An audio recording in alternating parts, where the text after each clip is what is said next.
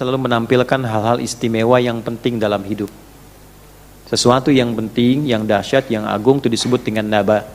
Karena itu pembawa berita penting yang istimewa disebut dengan nabi. Semua yang dibawa nabi itu penting, sekalipun terlihat kecil dan sederhana. Nabi senyum, senyumnya nabi itu penting. Sehingga ketika kita meniru, kita menjadi orang penting. Nah, kemudian jalannya nabi itu penting. Itu yang sederhana-sederhana. Apalagi yang kompleks, menjadi seorang suami, menjadi ayah, menjadi pekerja, menjadi pemimpin. Lalu semua yang terkait dengan Nabi itu orang-orang penting. Dan hebatnya, di balik kepentingannya, mereka orang baik. Memang baik jadi orang penting, tapi lebih penting jadi orang baik. Saya bikin status Pak ya. Nah, ini penting dan baik menyatulah pada diri Nabi. Ketika kepentingan dan kebaikan menyatu, maka berubah maknanya menjadi uswah. Laqad kana lakum fi Rasulillahi uswatun hasanah. Digabungkan keduanya jadi suri teladan. Nah, Naba memberikan keteladanan kepada kita dengan beberapa pesan-pesan penting. Dari 40 ayat telah kita simpulkan. Yaitu pertama, terbiasakan selalu mencari informasi yang baik-baik, yang penting-penting. Jangan diskusi pada yang tidak penting.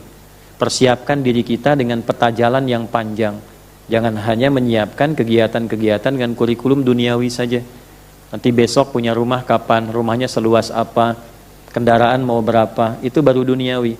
Sedangkan capaian kita sampai pulang ke akhirat. Karena itu doanya, Rabbana atina fid dunya wa fil akhirati wa qina. Nah, maka jika ingin menjadi orang penting di hadapan Allah dan catatan kita menjadi baik, berusahalah untuk membekali diri pada hal-hal yang penting, siapkan kurikulum sampai dengan kita kembali kepada Allah, dan jangan mengatur yang sudah diatur oleh Allah. Cukup jalani aturan itu, jangan banyak diperdebatkan, seperti orang dulu banyak berdiskusi membahas tentang waktu kiamat, lupa mempersiapkan menjelang kiamat. Oleh karena itulah silahkan bertebaran. Yang jadi ilmuwan silahkan meriset, seperti ada ayat-ayat tentang awan, ya, tentang yang gunung diperjalankan, tentang berbagai hal.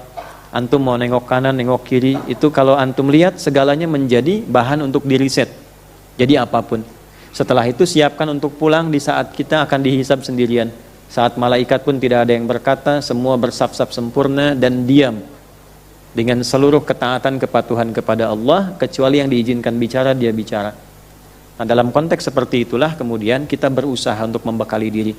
Dalam apapun kondisinya. Dicontohkanlah di surah kemudian, di An-Nazi'at, tentang penguat-penguat persiapan pulang, tentang tugas malaikat, tentang bagaimana dibandingkan malaikat yang sempurna saja masih tetap ibadah, maka bagaimana dengan kita yang tidak sempurna, yang harus terjaga selalu dalam kebaikan. Itu penting meningkatkan diri. Maka dirinci cara meningkatkan dirinya di surah Abasa untuk mendalami pengetahuan yang terbebas dari semua sekat-sekat batasan fisik dan keadaan. Jangan dibatasi. Orang ingin menuntut ilmu itu harus, sempurna secara fisiknya dalam sudut pandang manusia. Oh, kalau saya penglihatan sudah tidak mulai tajam, seakan-akan gak bisa ngaji lagi. Oh, kalau pendengaran sudah gak bisa dengar, seakan-akan terputus peluang untuk belajar. Tidak ada batas, tidak ada sekat, tidak ada istilahnya mengaji hanya untuk sekali orang yang dinilai kaya. Kalau orang-orang tidak sampai derajat itu gak bisa ngaji, tidak demikian.